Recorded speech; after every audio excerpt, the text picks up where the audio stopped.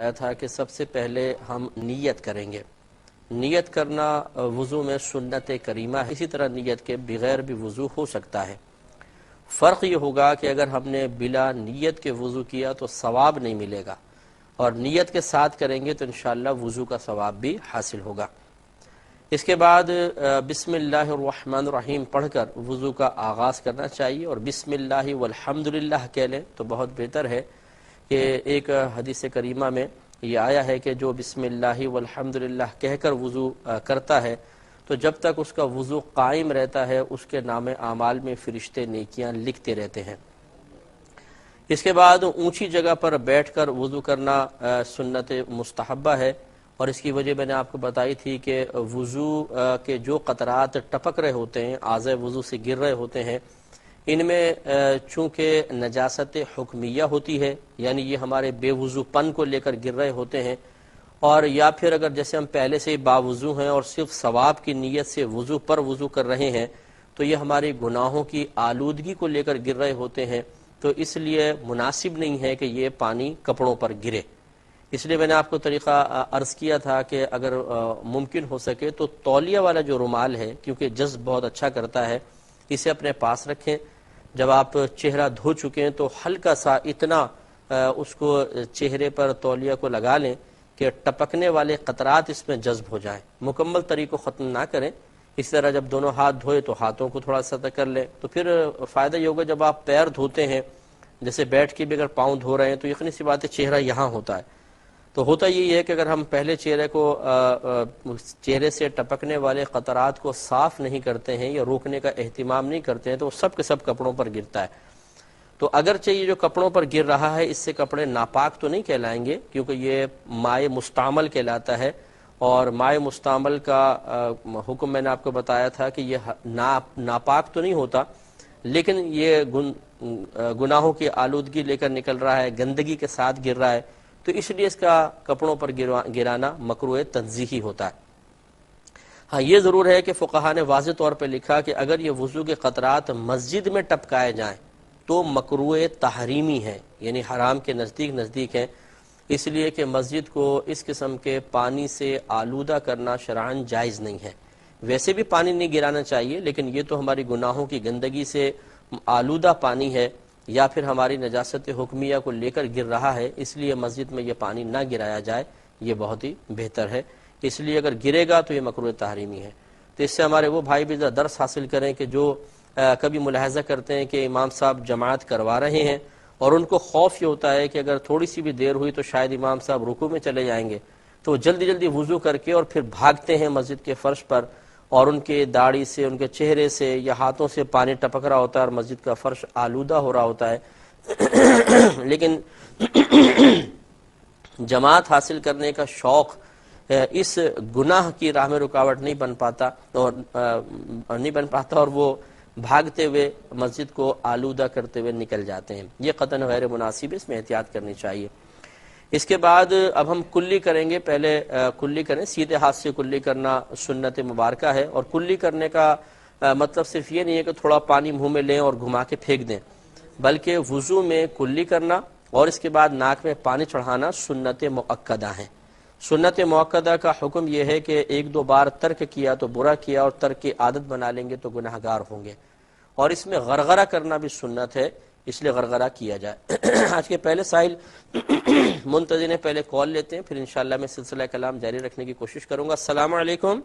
یہ تو میں آپ کو بتا رہا تھا کہ وضو میں کلی کرنا اور ناک میں پانی چڑھانا دونوں سنت مؤکدہ ہیں،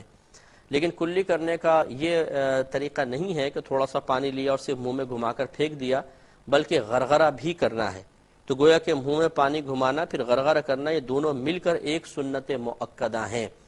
تو اگر کوئی صرف منہ میں پانی گھماتا ہے اور غرغرہ نہیں کرتا ہے تو اس کا مطلب ہے کہ وہ سنت مؤکدہ پوری نہیں کر رہا ہے۔ اور آپ کو معلوم ہے کہ سنت مؤکدہ، جیسے بھی میں نے بتایا کہ سنت مؤکدہ کا ایک دو بار چھوڑنا برا ہے، یعنی گناہ گار تو نہیں بنیں گے، شریعت ناپسند کرتی ہے، لیکن اگر اس کے چھوڑنے کی عادت بنا لیں گے تو پھر گناہ گار بھی ہوں گے۔ تو اس لیے کلی غرغرے سمیت ہی کریں، اگر کوئی نہیں کرتا ہے تو آئندہ کرنے کی کوشش کریں۔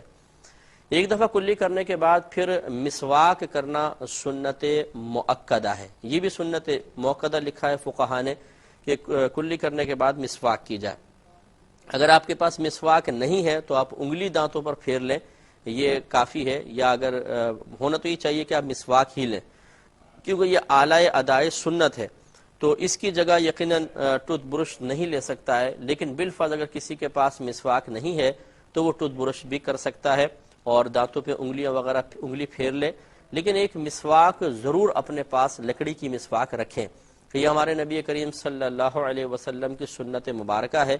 تو اگر کوئی انگلی سے مل لے گا یا برش کر لے گا تو یاد رکھیں کہ یہاں دو سنتیں تھیں، ایک ہے دانتوں کو ملنا جس کو سواک کہتے ہیں، سواک مینس دانتوں کو ملنا، اور ایک اس دانتوں کو ملنے کے لیے لکڑی استعمال کرنا، یعنی لکڑی کی مسواک استعمال کرنا، دو سنتیں ہیں۔ تو لہٰذا اگر کوئی دانت صاف کر لیتا ہے یعنی انگلی کے ذریعے یا برش کے ذریعے تو ایک سنت تو پوری ہو گئی، لیکن دوسری سنت بھی پوری کرنی چاہیے۔ تو اس لیے بہتر یہ ہے کہ آپ اپنے گھر میں ایک مسواک لے کے رکھ لیں، جب وضو کرنے لگے تو تھوڑا سا دانتوں پہ پھیریں تاکہ نبی کریم صلی اللہ علیہ وسلم کی سنت مبارکہ ادا ہو سکے۔ کلام کا سلسلہ جاری رکھیں گے۔ مسواک کریں، پہلے آپ نے کلی کرنے کے بعد پھر مسواک کر لی۔ مسواک کا طریقہ ویسے یہ ہوتا ہے جیسے یہ لکڑی ہے، مثال کے طور پر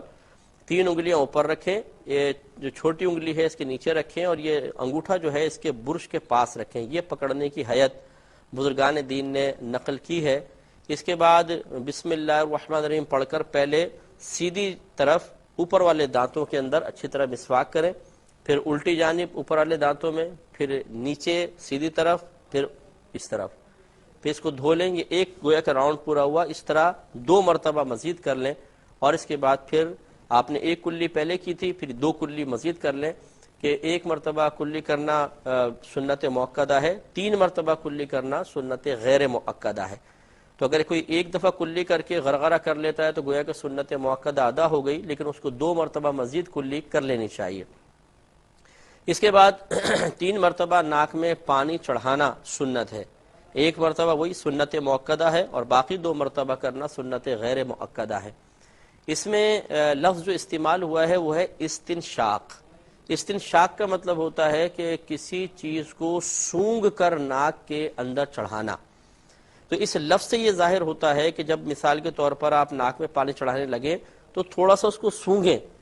اتنا نہیں کہ دماغ تک چڑھ جائے، لیکن اتنا ضرور ہے کہ جو نرم ہڈی ہے، یہ جو نرم بانسا ہوتا ہے، پھر اس کے بعد سخت ہڈی شروع ہوتی ہے، یہاں تک کم از کم پانی پہنچ جائے۔ بعض لوگ بس تھوڑا سا لے کے یوں ناک کے سرے کو ٹچ کرتے رہتے ہیں، بس اس سے زیادہ نہیں کرتے ہیں، یہ غلط طریقہ ہوتا ہے۔ ذرا بھر کر چلو، پھر اس کو قریب لا کے ذرا ناک سے سونگھیں، اتنا کہ کم از کم یہ نرم بانسے تک پہنچ جائے۔